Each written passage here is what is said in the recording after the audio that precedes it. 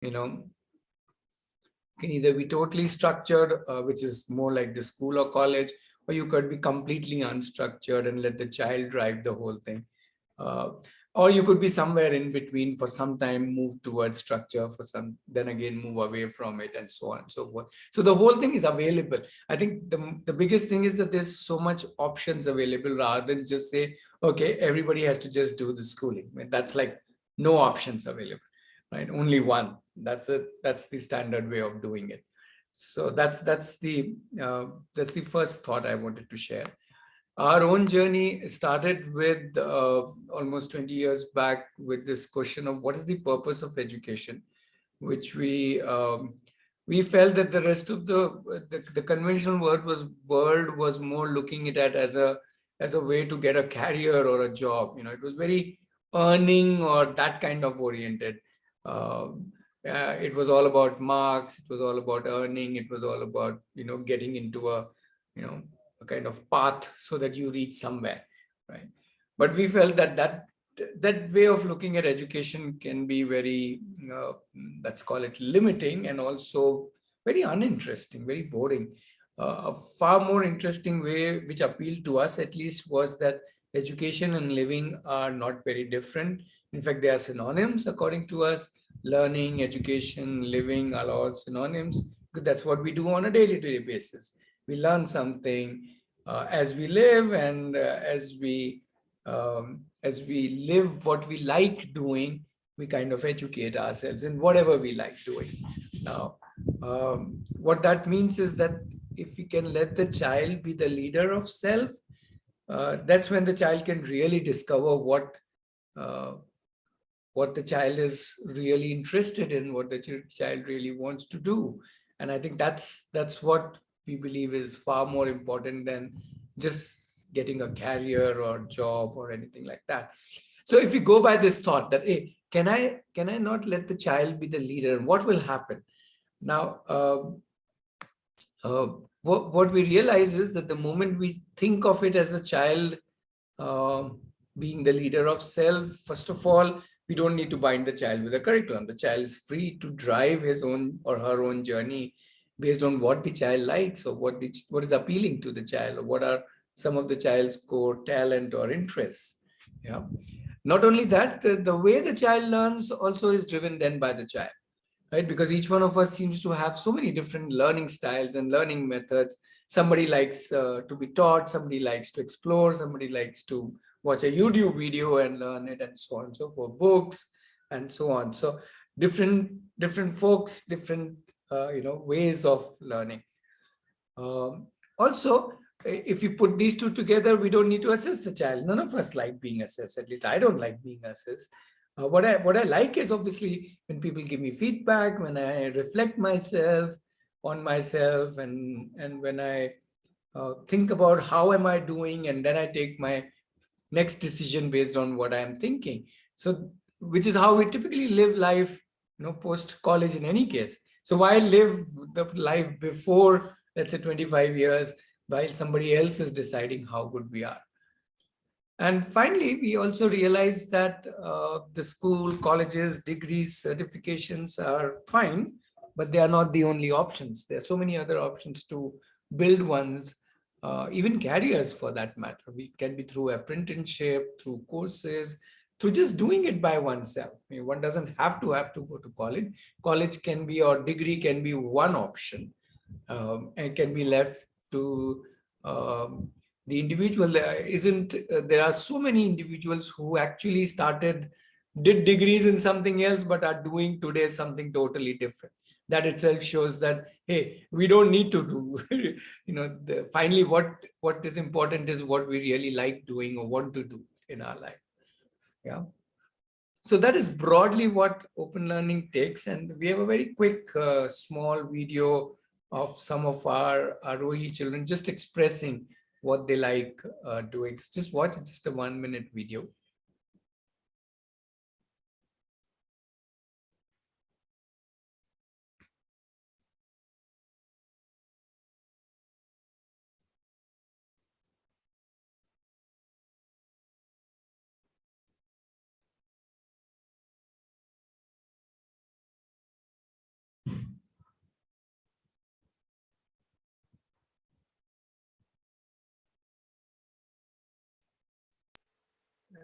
Yes, I can't hear the audio.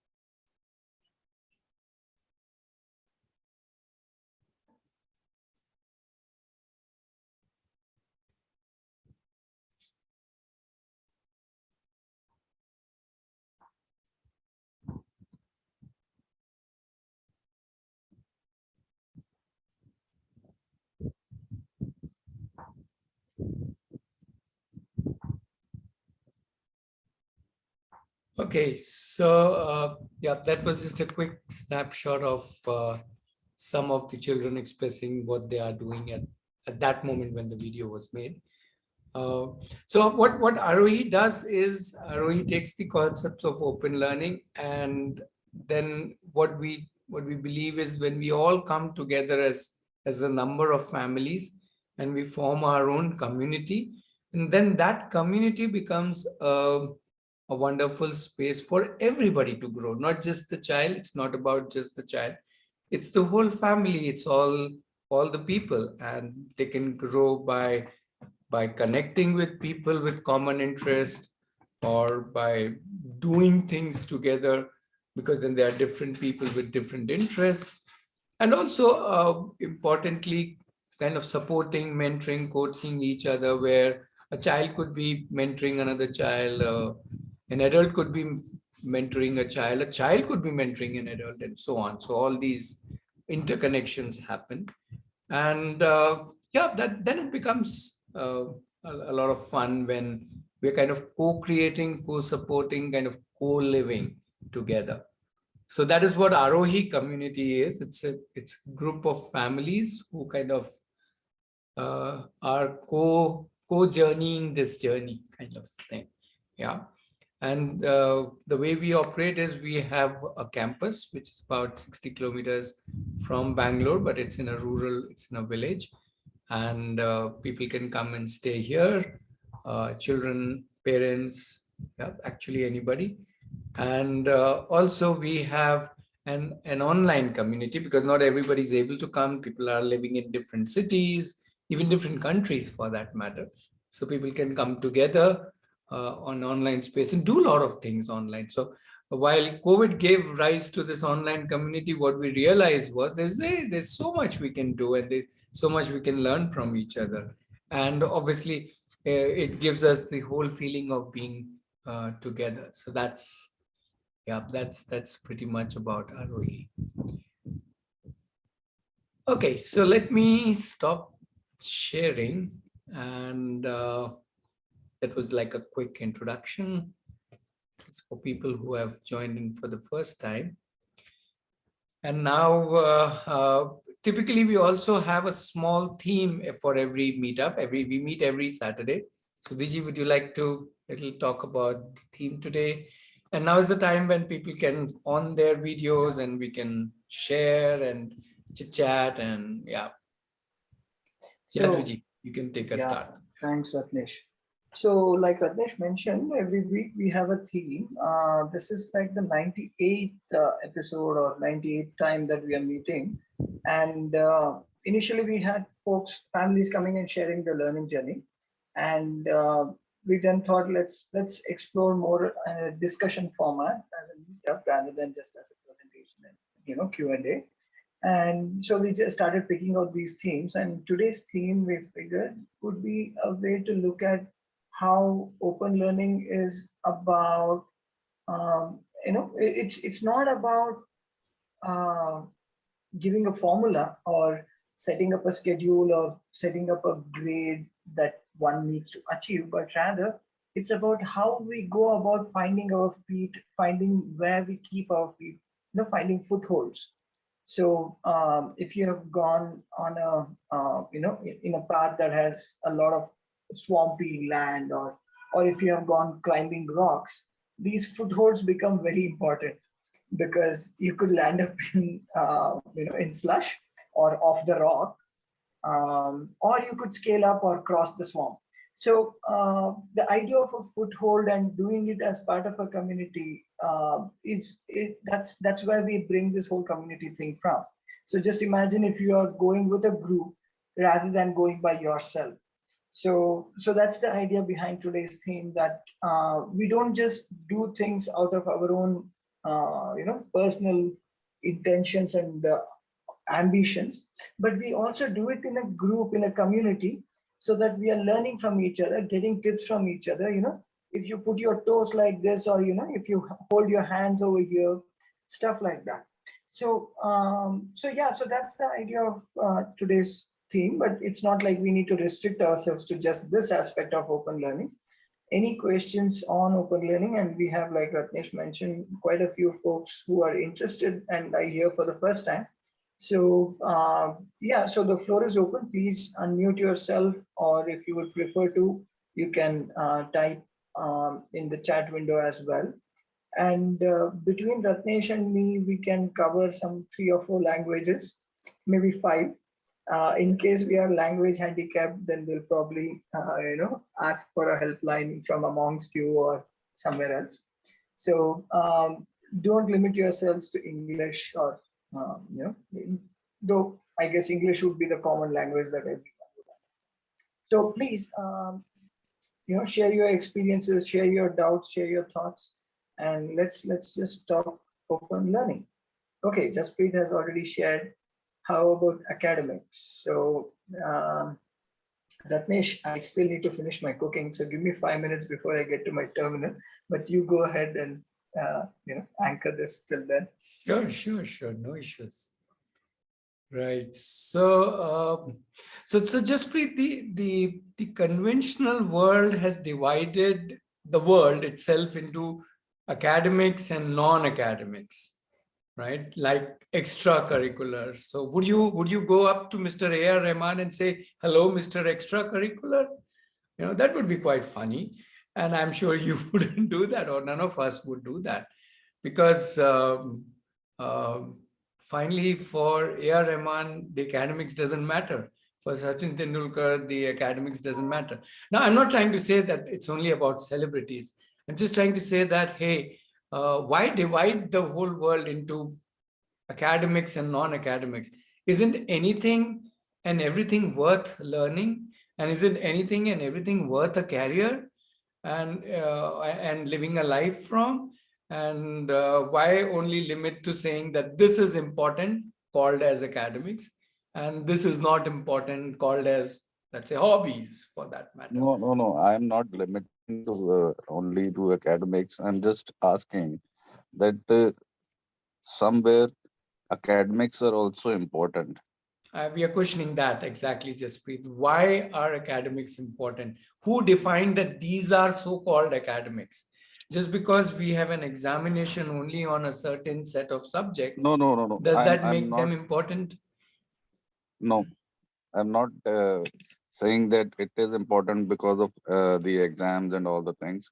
Mhm. I'm also against about taking the exams, but somewhat the child should know about the subjects or mathematics or whatever the subject he is preferring. He should learn. Let's say a child is good in mathematics and he is interested in doing mathematics. How Sure. we are going to do it? Well, if the child is interested in mathematics, there's nothing to stop the child from learning mathematics. As similar to if the child is interested in embroidery, there's nothing to stop the child from learning embroidery. Now, the Hmm. question, Jaspreet, is, are we placing embroidery and mathematics at the same in our mind, at the same level? Or we think mathematics is higher than embroidery, let's say, or No, dance, no, no, or no. whatever? Nothing is higher. Everything is equal. Okay, then where is the issue? Then if the child is interested in mathematics, the child will learn. And so many, there are hundreds, lakhs of videos on any concept of mathematics today.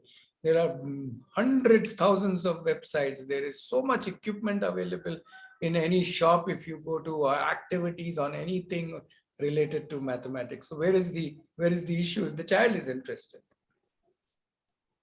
No, the child will not get the curriculum how to follow the path. But why does the child need a curriculum? Why does the child need to follow it in only one way?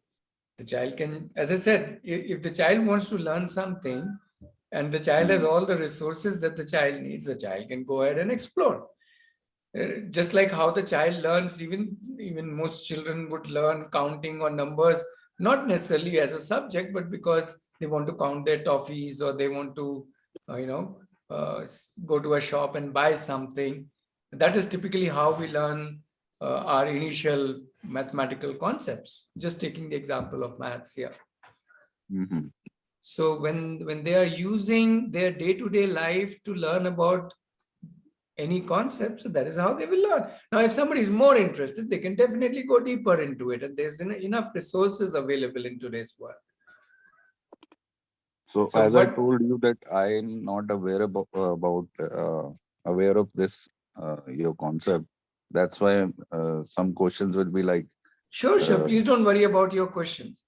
What I'm trying to say is that, but you are aware that there are zillions of websites, I'm saying zillions of resources available to the child, including people who can guide the child if the child has a question. Exactly. Let's not limit ourselves to websites and videos. Yeah, absolutely. Just a quick example. See, I studied BSc when I was growing up. And as I mentioned in my introduction, my open learning started way before I found Aarohi. So I was interested in astronomy and I just went to the local planetarium and just talked to them, and they said, yeah, I mean, we are looking for children who are interested in these things, so why don't you come every weekend? So I started going every weekend, and this was about 30 years ago, and since then there's actually been a weekend program in basic sciences going on in the planetarium, as a regular program. So what I'm trying to say is that when I'm not saying I caused that program to happen, but the fact that 3 or 4 of us were there, not just me, there were 3, 4 others, and we were just curious. We wanted to know more. We wanted to know about stars, planets, what are the equations, Kepler's equation, all these things we had come across in our 10th standard, 12th standard books. So we wanted to go and learn more about it. So we went to the planetarium and, that worked out. So like that, there are a lot of people today available, and there are ways of communicating, and that's the whole fun of open learning, that we talk about how do you identify what you want to do, and once you have identified, how do you communicate that with others? And we don't say, sit in the class, I'll teach you this. It's more like, look, Jaspreet is into, I don't know, maybe business, and I'm interested in business, and my business attempts have been failing. So I'll call up Jaspreet from Aarohi and say, hey, Jaspreet, can you help me with this? Right? So by doing that, it's like I'm showing the way through the swamp to the people around me. So then, like for example, we are trying to get a solar water heater for the campus. I better turn off the stop. We are getting a solar water heater to the campus. So Ratnesh just worked with some children to shortlist what are the options, right? Then we did some of the calculations for what volume, what capacity we need and stuff like that. We didn't stop there. Then we said, okay, let's form a team to call the people who are making these things and campaign ki, yaar hame fukat mein do, gift it to the campus, right? So it's when we are talking about open learning, we are not just talking about schooling or education the way the world has defined it or the recent world has defined it. We are looking at life lessons, right? How do you talk? How do you understand what others are saying, right? And how do you recognize what you are feeling? Where do you stand? Right? Many a time, that's one of the biggest challenges that we feel as professionals. बच्चों को ये नहीं पता चलता है कि उनको क्या पता है क्या नहीं पता है. So नहीं, पर इसमें ये है ना कि आपके जो इंटरेस्ट है that keeps on changing. जब आप बच्चे हो, आपका इंटरेस्ट कुछ और रहता है. And when you are an adult, so no, even as adults, your interests keep changing. I'm pretty sure, Jaspreet, that you have not been doing the same thing that you were doing 10 years ago. absolutely. But Yeah. uh, So उसमें let's drop the distinction between children and adults. Humans, hmm, all animals, all hmm, what do you say, sentient beings, they will keep हाँ, changing their mind because yeah, everything around us is changing. Hmm, So it's quite so valid. So uh, I'll pause here because I need to finish cooking dinner. So yeah, excuse me, but we sure, can continue the conversation. yeah, Yeah, sorry, Jaspreet, you can carry on. You have a question there about interest hmm, changing. yeah. Actually, when we are when a kid is there, उसके और different interests रहते हैं. And when you are an adult, तो आपके ऊपर duties भी आती हैं, सारा कुछ आता है. अंडरलाइनिंग बात ये है कि अगर एकेडमिक्स नहीं है, I'll focus on academics. Just one moment, ठीक है, Jaspreet. Continue in English because maybe not right? everybody is Hindi speaking in the group. Okay, okay. Yeah. So if academics is not there, let's say I've done MSc, right? I have different opportunities for me to explore, right? In my when I am adult for my living or anything. So if a kid is not given the academics part, I can understand Aarohi is focusing on kids' interest that what he wants from his life, Yeah. right? But on the other hand, academic part, I think, is equally important if Aarohi integrates that into their curriculum, not forcing uh, kid to learn. Are you okay? So when you're using the word academics, are you meaning some degrees, some certification? Is I'm that not what you? talking about degrees. I'm not interested in degrees or No, diplomas. because you mentioned MSc and all. So what do you mean by academics? Why? Let me understand that first, and then we'll talk about whether we need them or not. But what is the meaning of academics? Academics means the kid should be it should cope up with the people, and if anything is required in or in his future, and he can find it out, because I think academic is equally important. I'm not able to explain all the things, but Sure. there is a point that academics is equally important. Fair enough. But I'm still trying to understand what, according to you, is academics. If it is not subjects, if it is not degrees, then you are saying it is the ability to find out Okay, and learn whatever the person wants to learn in let his. me let me tell you with a story then. Sure. Let's say I have not done my degree or whatever or diploma, Mm-hmm. and at the age of 25, Mm-hmm. I know what mathematics is, what about the history, about sciences. I know each and everything. Only that matters, right? I'm not talking about degrees. Mm-hmm. So when I am 25 years old, I know what my interests are and where I have to go. Okay. At least we have a knowledge. So are you saying knowledge is academics? That I should have a certain knowledge by a certain age? I'm not limiting anything.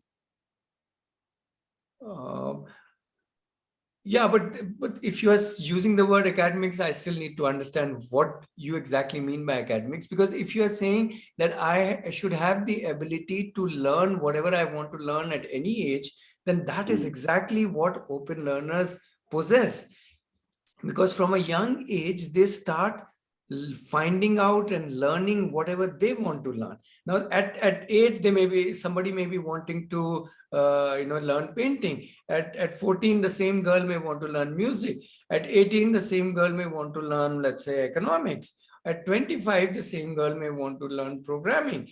But she can at those different ages learn whatever she That's what wants to learn. that's my question. Yes, Let's so say that's at certain exactly age. what open learners do. Open Hmm. learners all the while learn what they want to learn and figure out how I can learn anything that I want to learn. Okay, Whether this my is interests change or whether my interest remains the same, at any stage, I can go deeper and learn what I want to learn, or what I want, what I need to learn. So these children are ready for any challenge at any point of time, because that's what they're used to. All their life, they're only doing that. They're facing challenges. They're saying, I want to learn this, and they go about and learn that. Then they So did. that's the thing. That's the thing. At the age of 24, let's say he wants to learn coding, but Sure. he doesn't know what coding is. What are the integers? Absolutely. What Nothing. He knows nothing mathematics is? about mathematics or coding. You think he Hmm. can learn at 24? He can learn it. I think. Absolutely. That is the whole idea of open learning. That at any stage, at any age, you can learn what you want to learn. You should be interested in it. Then there is nothing to stop you. Right? One doesn't have to have learned certain things. Only then I, at a certain age, would be able to learn. So if a child says at 24, I want to learn, okay, coding, the child can learn. I'll give you an example of a 14-year-old. Okay, we have in our community now, he's, I think, 15. His name is Advik. At 13 and a half, he got interested in financial markets, stocks, shares, and all your stocks. And in the last almost 2 years, he is already of the ability, not just he's investing in the financial markets, he is now learning coding of how he can predict the market, what kind of tools he can use for predicting what will happen in the market, to analyze the different financial curves, so that he can invest and make, let's say, make money for himself or his clients. Right? And this is talking about a 13-year-old doing it in 2 years. Not just not just understanding financial markets, financial worlds, not just understanding how to read profit and loss and all the ratios and stuff like that, but also on top of that, learning how to make programs so that he can get the best out of the market. So if a 13-year-old can do it, I'm sure a 24-year-old can also do it. So it's not about, so that's exactly what the open learning is about. If somebody is passionate enough about anything, whether it's dance, whether it's stock market, whether it's business, whether it's music, whether it's designing, you name it, if they are interested in it, they go deep into it and they learn from it. I think Sarvanan wants to share something. Hi, Rakesh. So, no, just to add a few questions to what is being discussed here. Sure. First thing is, there should be a guide to actually take you through this whenever your interest changes. It cannot be like you learn for yourself or you take a guide. There should be a guide also, right? So, is this what Aarohi is providing as a guide? Because as a parent, I might not be knowledgeable in all those diverse topics.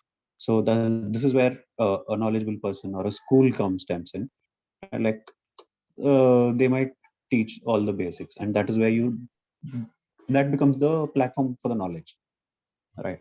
So and apart from that, so when I change my interest at 25, like you were just saying, at 25 when I change my interest, there is a little bit of finance also involved in it, right?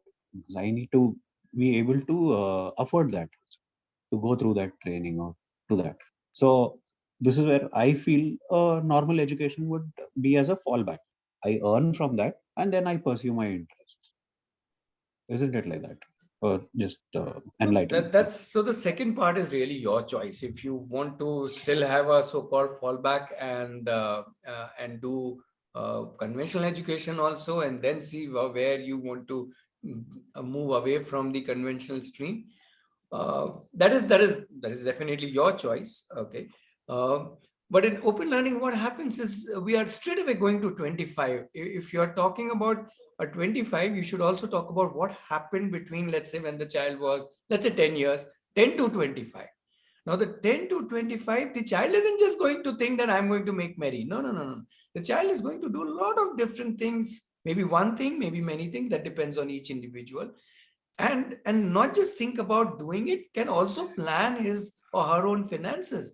Okay, we have in our community 14, 15, 16, 17 years old which are already earning. already earning, not like a job. They're not into jobs, but they are seeing how they can convert their own skills into at least some amount of money. So what is interesting is not how much they are earning or whether this will be sustainable, but what is interesting is that they are also thinking about finance. They're also planning their own life.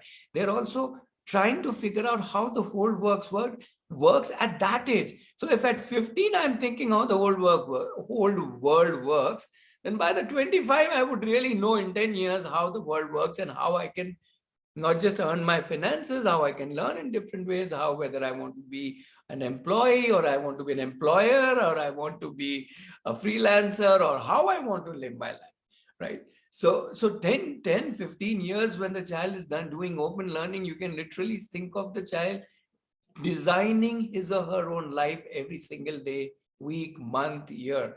And that's a lot of thinking that goes into the whole process. And that is what prepares them for anything. Yeah. And if I want to add the first question that you asked, does the child need a guide?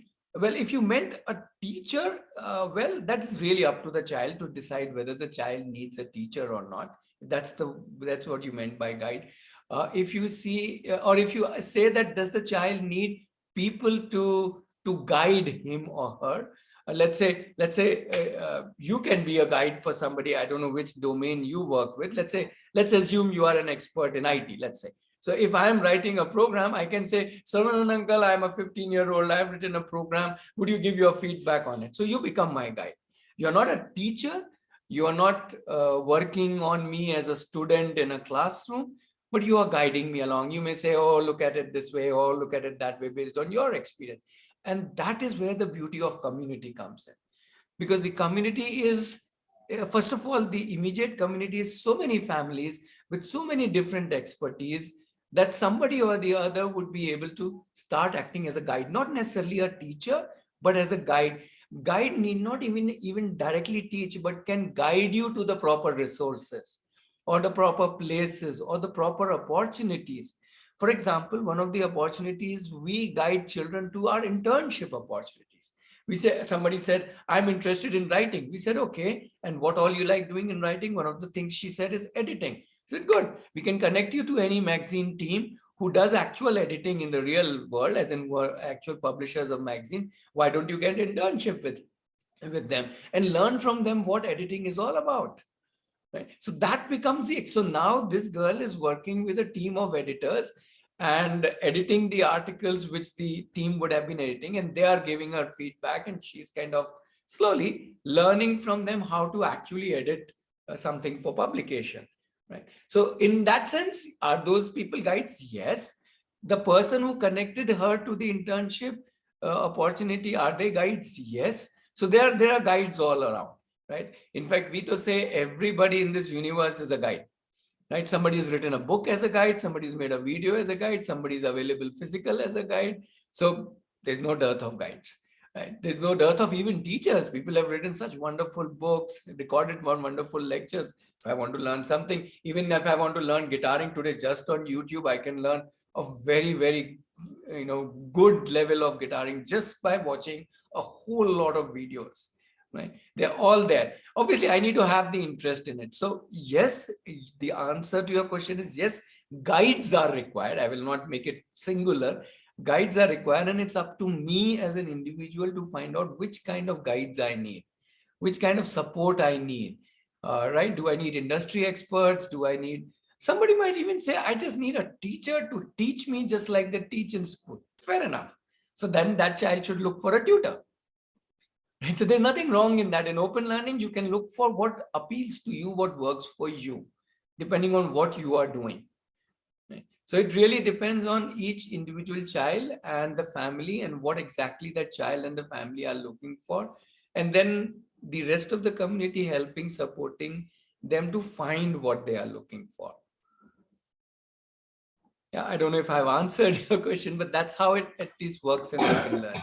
It's very much driven by the child. The child decides what I need, and the family obviously there to support the child. Right, Rakesh, you answered the question. I just have a add-on to that. Like in your example of an editor, you said the child wanted to become an editor, so you paired them up with a team of editors. But in a real world scenario, pairing up with an editor would also need a basic qualification that they'll look, right? No, Isn't it no, that way? no. This bunch of editors, so this is a real world scenario. I'm not talking about a hypothetical scenario. These are real editors, and this girl is really doing internship with them. She has no degrees, no certifications. She has only skills, and she can show those skills because she has written so much. Right? She's not just suddenly woke up Okay. from sleep and saying, "I want to edit something." Okay, if the editor says, "Okay, show me something that you have written," she has written so many things. And she has so much work to show that, oh, yeah, this girl is really interested. So the editors are also, or anybody. See, if tomorrow you are running a business and I say I want to do internship, you would say, what work have you done? Why are you asking me for internship? Show me your, let's say, credentials. And in a way, if I show you all the work that I've done, and you see, this guy has already done so much work in my field, then will you be okay to giving me an internship? Right. So Yes, the I will. child doesn't get a gift of an internship. The child has to earn the internship by doing the work. So that is given. You just don't get anything on platter. No industry person is going to waste their time on people who are just woken up and say, I want to do this.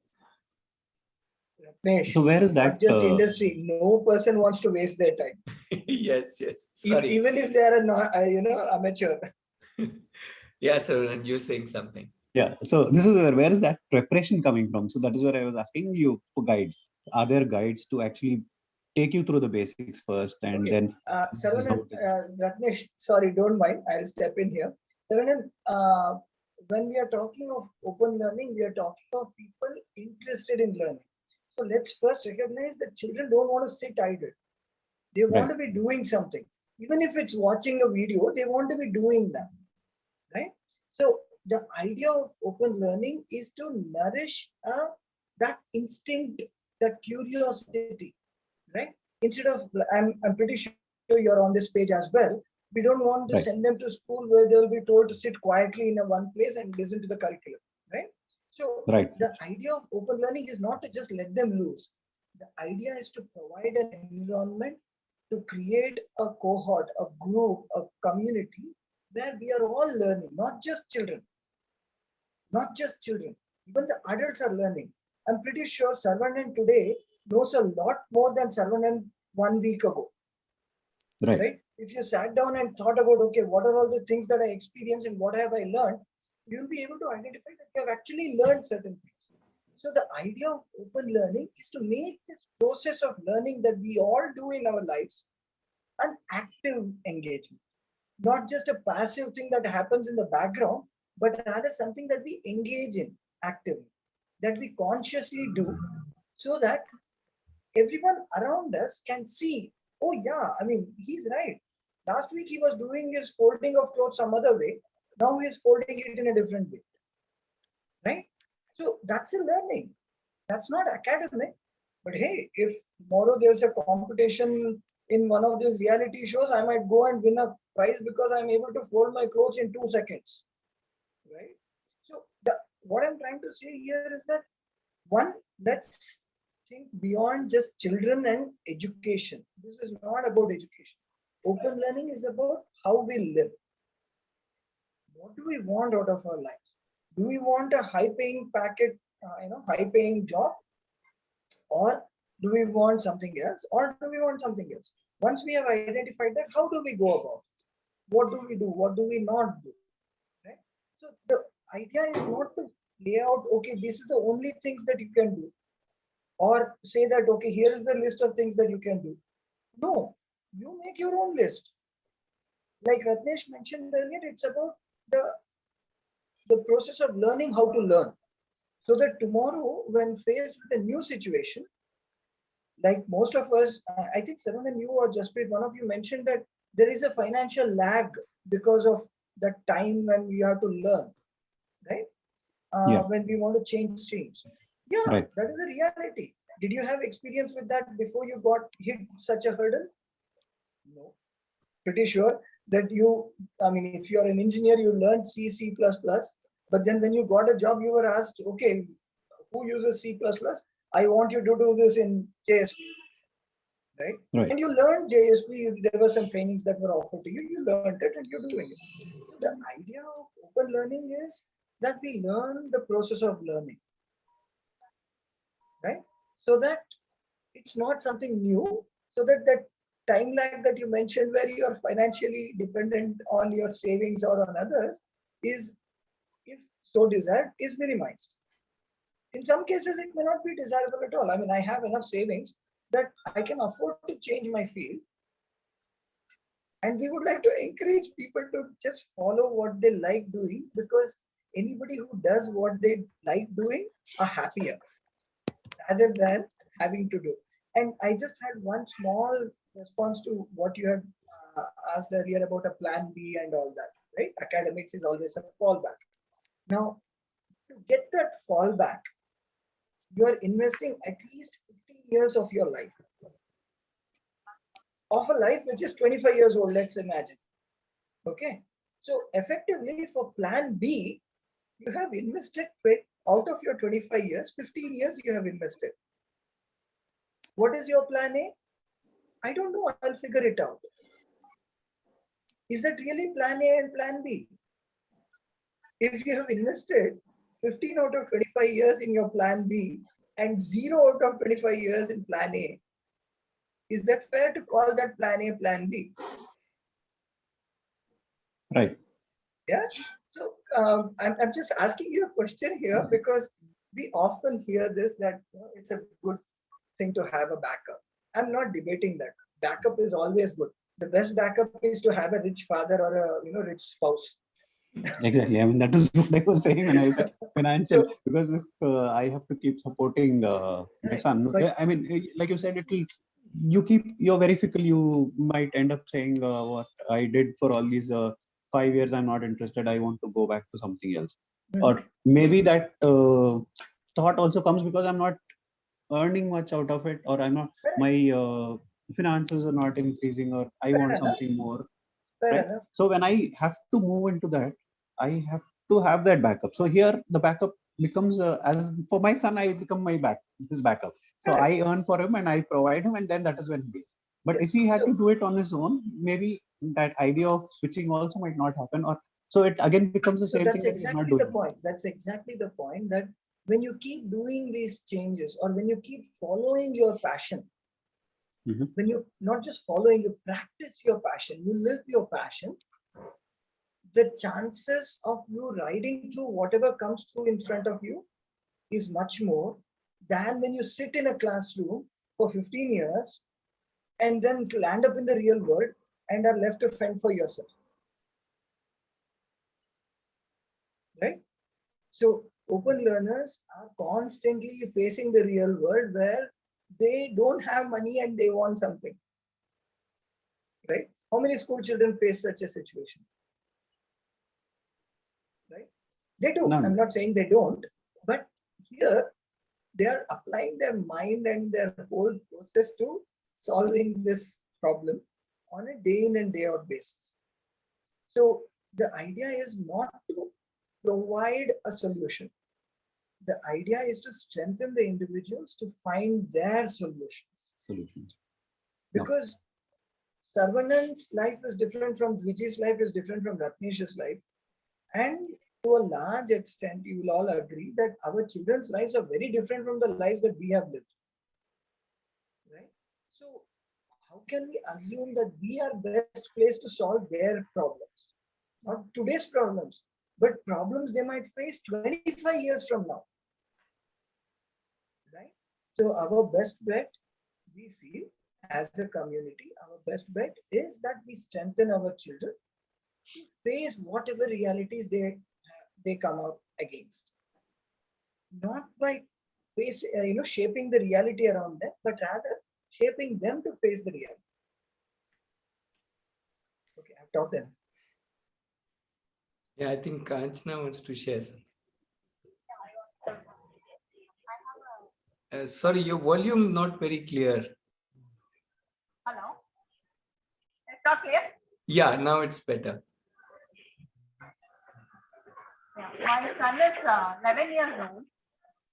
His interest day by day changes. Half an hour once it changes. So suddenly he want to sing songs. Half an hour, 10 minutes he'll do. After 1 hour, he'll see me cooking and he'll come and he'll saute something and then go in five seconds or 1 minute he'll go from there. And just if he sits on sofa, he will read a book for 10 minutes or 15 minutes. He'll read a book. And he wants to play. Whenever he sees his friends or the sister, he wants to play also. So his interest varies day by day and minute by minute. So last time I was watching your video, like you were speaking with somebody, and you told a point. You were saying something about observation. Like we have to observe our kids always what they were doing. So then I have to leave them like that. I have to wait. Like his passion, what is his passion, or he has to go deeper in that passion.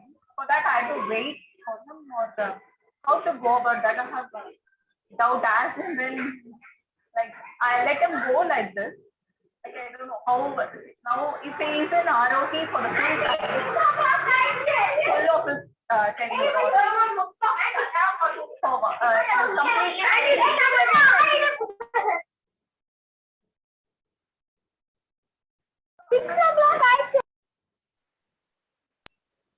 Can you keep your mic closer, please?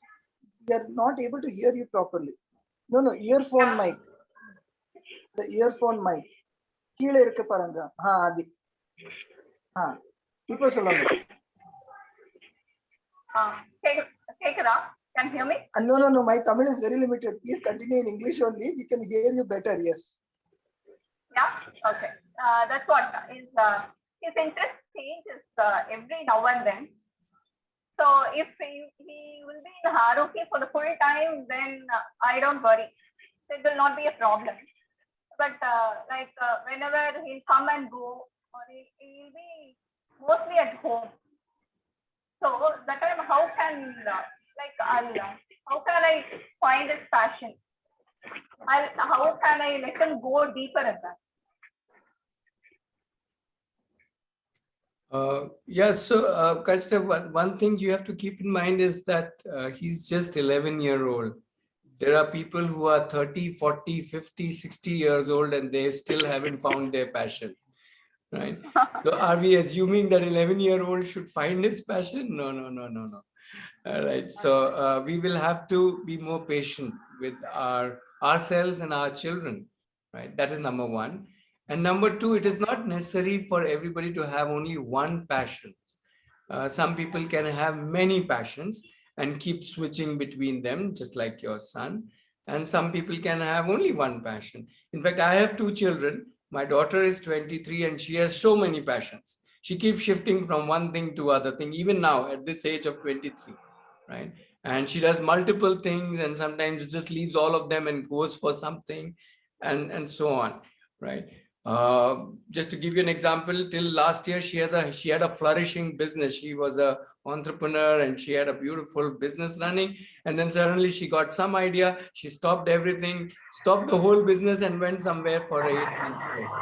And now she's going to come back this month and from that 8-month course. So see, this is how she is.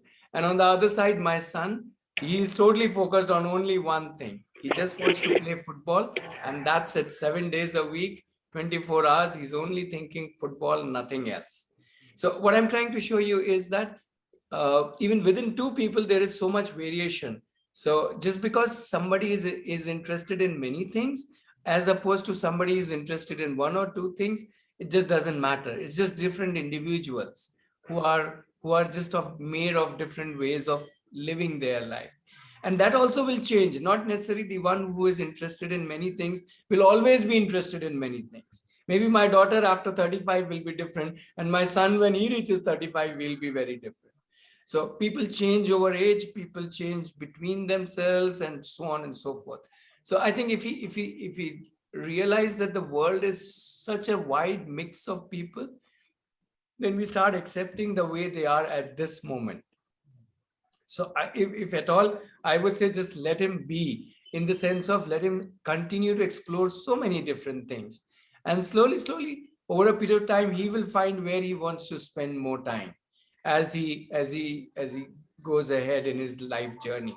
I'm not mm, specifically not using the word as he grows older, because not necessarily people grow older should find one passion, right? But as they continue in their life journey, they may want to either find few passions or one passion. They will figure out how they want to even earn money, or what they want to do, in a week, in a month, in a year, in a lifetime.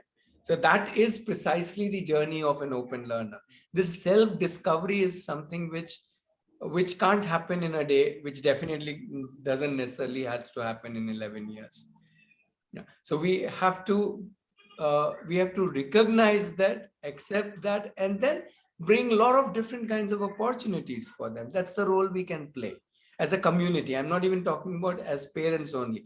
As a community, we just keep exposing them to so many different things. We don't know what will attract him, how will he take that forward. So that's the beauty of life, I would say. If everybody was just logged in with his interest by age of 10, 15, then life will not have so much fun, right? It is because it is of its openness that we enjoy the life at different stages in different ways. Okay. So he'll not be able to play for the full day. So when he's playing only in the evening, so for the whole day, if he is idle, that won't be a problem. He'll be idle for the whole day. He'll be simply sitting. And he'll be telling, So Mama, why I'll do you get say bored. he cannot play the whole day? Because he will not have friends. He wants Why to will he run not? always. Why will he not have friends? Now he's inside home, like during lockdown or Okay. Oh, okay. do. During lockdown. Yeah, I mean that's Yeah. that's a limitation that we all had to face. Yeah. We were locked up inside our houses. Yes. Yeah. If now also, if I do homeschooling, I'm not able to, if I'm not visiting Aarohi, if he's at home. So on the full day, on the evening only he's going to play, or No, wait. You are assuming that friends and community is only within family or within Aarohi. What about people around your house of all ages? Why don't we call a 60-year-old friend, a 5-year-old friend, a 20-year-old friend? Why only my age people have to be friend? Anybody can be friend. Anybody I can interact with, right? Anybody I can connect with. The moment we define the whole world as our friend, then everybody, even the shopkeeper down the road, can be my friend, and I can learn so many things from him, right? Even the people who visit my locality can be my friend. So let's not get, again, just like the word guide, let's not constrain it to just teachers. In the same way, friends, let's not constrain it to same age children, right? For an 11-year-old, anybody between the age of 0 to 99 can be a friend, and they can learn from him, he can learn from them. If we start looking like that, so Kanchana, the community is already all around you. If you rotate your head 360 degrees, there are already people around you who can be constituted as a community, right? We say there are so many people around us, we are just missing them if we think that only in a structured environment can there be company, can there be friends, right? So I know in lockdown was different. I'm not talking about lockdown, but beyond lockdown, the whole world is available to us. Okay. Yeah. So this Aarohi X, I had to explore a little. Like Aarohi X, and after visiting, like if my child, if he attends Aarohi X, and then if he is coming there to campus, these two are linked, or the two will be different? They're both the same thing. Okay. That will be the extension, right? Like I'll be visiting there. That's what I'm saying. They're both the same things. We are the whole community. There is no division between the two. They are just two ways of interacting. One is physical, and one is using the virtual space. Otherwise, the community is only one. There are no two communities. There's only one Aarohi community. And anybody and everybody who is part of Aarohi, no matter where they are at any point of time, they are part of the community. Yeah. And please realize the child will not join Aarohi. No child joins Aarohi. The family joins Aarohi. Family. Yeah, because the community is not made up of children. The community is made up of children and parents and even grandparents and anybody and everybody who wants to be part of the community. And that is when the community becomes richer. If we have only children, then the community is that much less richer. I'm not saying it's not rich, but it is that much less richer. The more people, the more different ages, different interests, different styles, different capabilities, different resources, and so on, the more richer we become as a community. So it's not whether the child is here or the child is there. It's you adding so much to the community, you giving and taking, right? It's your spouse giving and taking, and the children and everybody. And when all of that dynamics happens, then it really becomes a community. Yeah, we are often used to thinking, school, we have sent our child, that's the end of the story, and we pay the fees. But that's a school design. There's nothing wrong or right about it, but that's the way schools operate.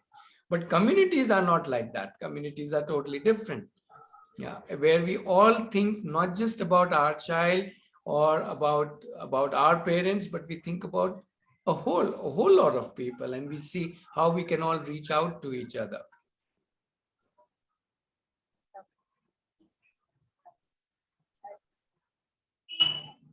Okay, there are more people in the call. Some of you haven't spoken much. Yeah, so just inviting everybody who has not spoken. Subramaniam is on mic. Even inviting Smiley and inviting Amruta. Yeah, Subramaniam. Yeah, that's my most of the questions Kanchan asked was there in my mind also. So Sure. obviously we used to discuss these things at home. Sure. So I think anyway, I have so many things to discuss with you. So I think probably when we meet next week during our visit, I think that will be a better way. So one-to-one, and we can speak at length. So No. One-to-one, there will be no discussion. When you are here, you will be a child experiencing the open learning. There won't be any discussion. Discussions happens here, right? When you are here, you are a learner. As far as we are concerned, you are a child who has come to our campus, and you are going to do things and be an open learner for 5 days so that you can experience it, right? Discussions happen right here in this meetup. Okay. So when you're coming here, come to experience open learning as another learner, not as a father, not as a parent, but as another learner, right? At our campus, we have no fathers, no mothers, no children, only community members, and all are learners, as simple as that. Right? So welcome another learner. Okay, well, then in that case, I'll put one or two questions here. See, Sure. when I grew up, when I have been through this conventional schooling only, and I have been in a structured way of learning, and I'm a structural civil engineer today, and I have come through the schooling, and I feel that I'm not average in academic, and somehow I got through in life, and okay, now in a comfortable position in my life. So, and so there are certain things which, when I think about my earlier life, I feel that so many things which I learned in school that has helped me to achieve this. So, I am bit still skeptical about that, whether my kids will they be able to come to this level when they are not in a school, not in a proper structured way of learning. So that keeps keeping in my mind. That is number one. The second thing is that how do you you have this way how to learn this kind of subjects like science, where we have to do a lot of experiments and laboratory kind of facilities. That how is it going to be? And similarly with the languages also, how do you we are nowadays it's very important that people can speak good English, for that matter, for any language without errors. So that is the first introduction, that when we are speaking to some new people, our language should be impressive. So how will Aarohi help in molding their language skills? Okay. So the first thing that I want to take up is when you mentioned that there were certain things that you learned that you helped in your life, right? But there will be so many things that you learn which you are not at all using. Yes, right? absolutely. So let's look at it this way. Let's look at it this way. Whatever we do in our life, let's say first 10 years of a life or first 20 years of life, there will be certain things which will be useful. There will be certain things which will be unused. Right? Yes. Wherever we learn, whether we learn in school or open learning or wherever, in Jamaica or in Australia or in India. In Australia, you may learn surfing, but if you shift to India, you may not use it. Right. What I'm trying to say is just because we used certain things and did not use certain things does not mean that the things which you did not learn, you could not learn now. There are so many things you learn now. Now, as in when you reach professional courses or professional level of working. So we are a sum total of things which we learned and are using, which we learned and we are not using, and we are learning now. And that is true for wherever you are, however you grew up, in whichever part of the world. Yeah, it is immaterial to do with whether you went to a school or not. Right? If you would not have learned something, you would have learned it now. If you have learned something and not using it, you have discarded it, possibly forgotten also. If you have learned something and that also then, and it is useful now, you are happy about it. But so will be the case with anybody. Right. So it is nothing to do with schooling. That's first thing that I wanted to tell you. Right. It is, okay. it's just a combination of all these things in any part of the world. Right. Regarding your other question, how will he learn science? How will children learn science? Again, then we are going back to Jaspreet's question, although he didn't really mean to talk about subjects, is that are we saying that science is more important than other things, than let's say music?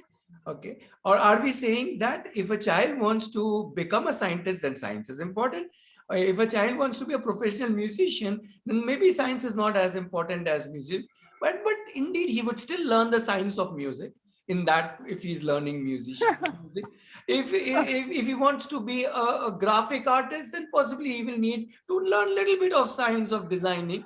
But a lot of it would be possibly more of graphics and visuals. If somebody wants to be an actor, possibly very little science would be required, but a lot of acting skills will be required. So it really depends on what professional interests the child wants to pursue. And depending on that, the child can accumulate those set of skills and knowledge as the child goes along. Rather than saying that everybody has to be fed doses of science, maths in equal proportion, in equal way, only then they can succeed. Just a moment. I think I should rephrase my question. Please. Thing is that, see, if at all, say for my son or daughter, they are interested in doing some science experiments, say what we used to have in our school laboratory, say for something. So what do we have that kind of facility in Aarohi where they can do experiments? Okay, forget Aarohi. You have it at your home. Your home is such an amazing laboratory. I can say anything and everything in your house is a laboratory. You open up a fan to see how a motor works. You can take it out, put it somewhere, try this way, try that way. You can mix things in the kitchen and try this way and try that way. You can take up some wood piece, push it here, try to make something. So please realize that your home itself, forget Aarohi, your home itself is an amazing laboratory. The moment you step outside your house, your neighborhood is an amazing laboratory. The next bakery is a laboratory to understand how baking happens. The next thing, and I'm not now talking about the interest of the bakery, I'm talking about the science of the baking, or the science of something, composting, or the science of anything. If I look up into the sky, I can see the science of astronomy, which he was learning in his BSc.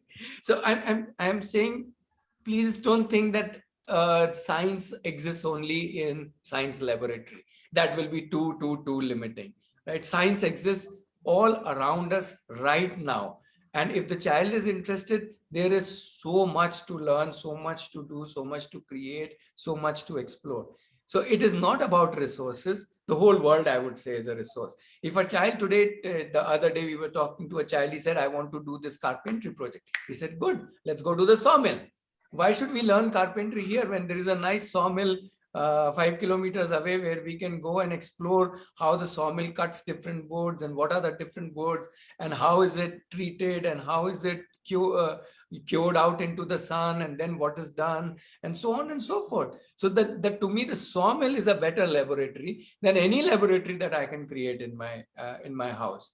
So let's look at, again, relook at both our homes, our world around us as a laboratory to learn anything, whether it's finance, whether it's science, whether it's human relationships, whether it's art, design, photography, everything exists. All laboratories exist all around us. Right? We have somehow construed that only the school laboratory teaches science. And that would be far from it. In fact, school laboratories themselves can only teach sorry, can only teach what apparatus they have. They cannot go beyond that apparatus. I cannot show nuclear fusion inside a 8th standard laboratory, right? If somebody wants to understand nuclear fusion, he has to study the sun. He has to use a solar telescope. And where is the solar telescope? Obviously not in any place. You have to go to the nearest planetarium which he was visiting when he was in BSc and ask, do you have a solar telescope? Yes, I want to see solar spots. I want to understand what is happening to hydrogen in Mr. Sun. And then I will understand how things happen. I'm just going very haywire, but what I'm trying to tell you is let's rejoice in the abundance of resources available all around us. Yeah, be it any stream, not just science. I'm not limiting it to science. I'm just saying any stream whatsoever. And that is how open learning says to every open learner, we say you are at the center of the universe. The whole universe is there to teach you, to experiment, to explore. Go ahead. Now do it, whichever field you like it. Okay. I have a question. Yes, Amrita. So I am a yoga teacher, and in yoga there are certain yogic texts. There are Patanjali Yoga Sutras. So in yoga there are certain rules which we have to follow. If you take yoga as a subject, if somebody is interested in yoga, there are few rules which have to be followed. So if somewhere the child is going in a wrong way, or they are getting into bad habits or a bad lifestyle, so how would we correct the children? Like in yoga, it is good to wake up early in the morning and practice yoga so that we have good health.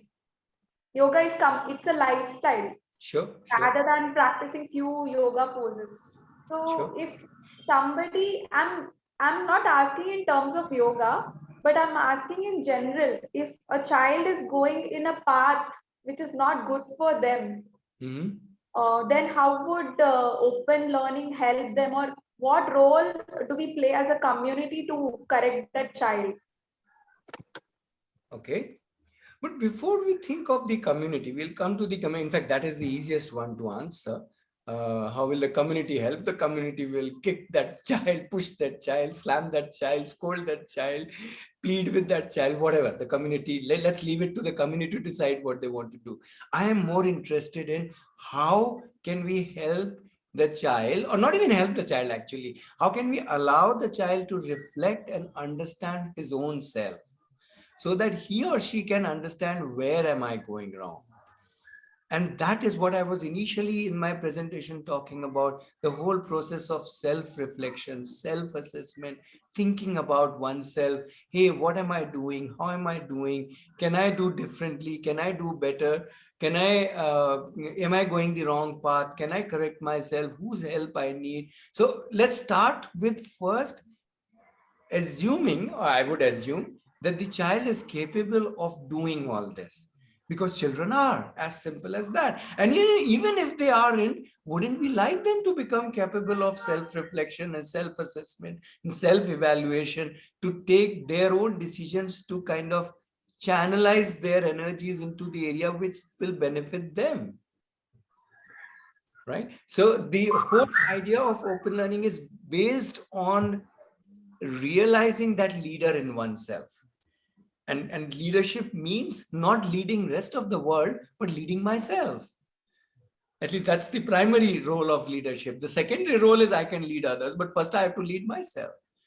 Right? So I would say open learning invites the child right from the early age. And if you look at 1-year-old, if you look at 2-year-old Amrita, they are completely self-driven leaders. A 1-year-old is a ferocious self-leader. He or she knows when to eat, what to eat, when to sleep, when to play, with what to play, and will ensure by crying, hitting, whatever way to get what he or she wants. Right? So to me, a 1-year-old is a complete yogic person. If you allow me to play around with that. So I want to learn from the 1-year-old and 2-year-old and realize that they are capable, right? It's just that we have assumed that they are not capable. And because that capability lies inherent in them, I would rather evoke that capability rather than start thinking that I am the one who will guide them on the right path, assuming I know what is the right path. So in all humbleness, I would say I don't know what is right and wrong, but I can be with the child as the child discovers his or her own right and wrongs. Yeah. And yes, there are rules, there are traffic rules. Somebody who goes on road has to follow traffic rules. Somebody who goes into yoga has to follow yoga rules. Somebody who goes into writing has to follow grammar rules. Somebody who goes plays football has to follow football rules. Isn't it? So it depends again what the child is wanting. If the child is wanting the yoga, the child may study Patanjali or whatever text you talked about. Yeah, absolutely. But if somebody wants to go into another field, the person will study that text or whatever, that rules, or understand that domain. So it really is again the energy of the child, depending on what the child is wanting to learn in his or her life. Okay, so thank you.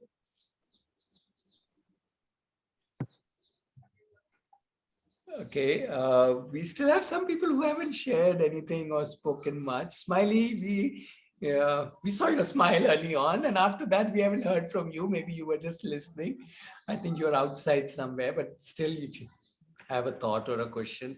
And I'm also reminding, since we're closing to 6:30, is that we do this every Saturday. So if you have more questions, more thoughts, please keep coming back and ask those, because the more we discuss, the more we talk, well, that just helps everybody understand things a little better. I have one more question.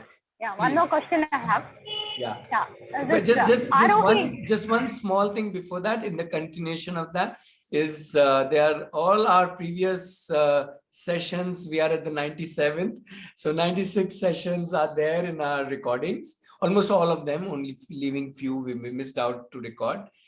So you can listen to them also. That will also clarify, because different people come in each meetup and they ask different questions. So that's one resource that is available.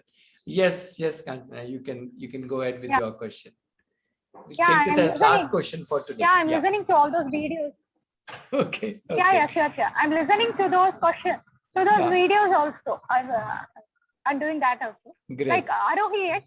Yeah, Aarohi X. I came to know it was like open.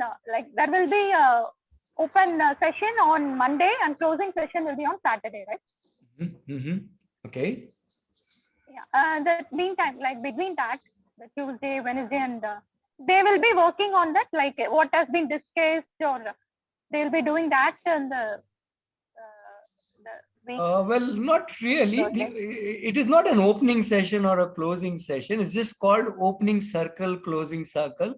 But it's not like, it's more a time for the community to come together. So the community comes together on a Monday to discuss few things, to share few things. And then the community comes together again on Saturday to discuss, share different things. Like today, for example, we were all discussing about how we can all together make one video on open learning in our own families. So we were just discussing that as part of our closing circle today. So these are not sessions which drive anything. They're just sessions for everybody to come together. And in between these Monday to Saturday, and sometimes even including Sundays, there are a whole lot of other activities happening where different people will decide to join which one they want to join. So a group could be meeting to understand insects. So whoever's interested in insects will join that group. Somebody is interested in sketching, so 5-6 of them will join sketching. Some people are interested in photography, will join one session. Somebody's interested in theater, will be together. Now these sessions are not conducted by somebody, as in there's no teachers there. That's why they're called clubs. The group gets together and decides what they want to do, whether they want to watch something, do something, make something, or even invite a teacher once in a while to teach something, or one of them will take a lead and say, today I will show this, or together let's do this, or they may watch a video and try and do something. So it depends on each club, each group, and anybody can join the group, anybody can leave a group. It's all very open and driven by the community members. So that is how broadly Aarohi X works, where different group of people are coming together to do different things. Yeah, the opening and closing circles are only a time for all of us to come together, like a common Come time. together. Yeah. Okay. Yeah. Yeah, I think that's a good time to take a pause here. And thanks everybody for being part of this discussion and sharing your questions and patiently listening to our long replies. And yeah, if you have more questions, please feel free to join any Saturday. We are here every Saturday, 5 o'clock to 6:30. So that's where we are. And yeah, that's the place to understand. And then subsequently, if you want to visit our Aarohi campus, you can always go to the website and register on the visit page. If you are wanting to be connected to our Aarohi community, you can let us know, and we will help you take that kind of process forward. But if you have questions about open learning and Aarohi, this is the best place to ask. So hope to see some of you again if you have more questions. Yeah, Dwiji. Yeah, just a quick thing. The next Saturday's meetup is going to be the second Saturday. So we will have a more intensive discussion among those practicing open learning. So you will, if you would like to listen on the conversation and bring in your own questions there. Dwiji, your voice went down a little. Yeah. Okay, is it better now? Yeah. Yeah. So I was just saying that next Saturday we have the second Saturday discussions on open learning, which is mostly, not mostly, but we have initially a discussion among practitioners of open learning, not just parents, but also children and some bachelors as well sometimes. So basically our community members. Yeah. Yes, those in the community. So feel free to join, because it will be a different flavor of discussion from the usual ones that we have had. And yeah, so thank you, and see you all. Thanks. See you next week. Thank you. Thanks a lot. Thank Have you. a good weekend. Thank you. Bye. Thanks, Yeah. Rakesh. Bye. Bye bye. Bye.